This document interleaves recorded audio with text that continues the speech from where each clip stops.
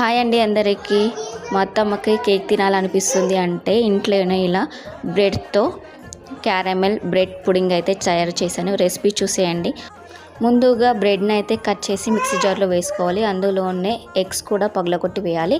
తగినంత sugar and మిల్క్ను కూడా వేసి మిక్సీ పట్టుకోవాలి. తర్వాత ఒక షుగర్ని అయితే ఈ విధంగా కరిగించుకోవాలి. అందులో వాటర్ ఏమీ వేయకూడదు, ఖాళీ షుగర్ మాత్రమే ఈ విధంగా అయ్యే వరకు కరిగించి ఆ దానిని అయితే ఒక బౌల్లో వేయాలి. తర్వాత మనం మిక్సీ పట్టుకున్న మిశ్రమాన్ని కూడా అందులోనే వేసేయాలి.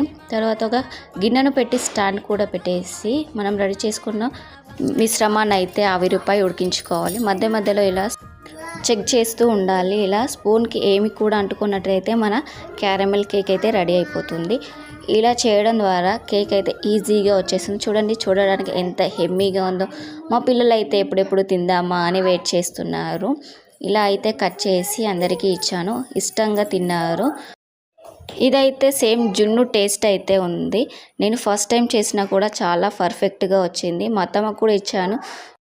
అత్తమ్మకైతే ఇది చాలా నచ్చింది. వినండి మీరు. ఎట్లుంది అత్తమ్మ టేస్ట్? మంచిగా ఉంది, జున్నులాగా ఉంది. ఎప్పుడు తినలేదు, ఇదే ఫస్ట్.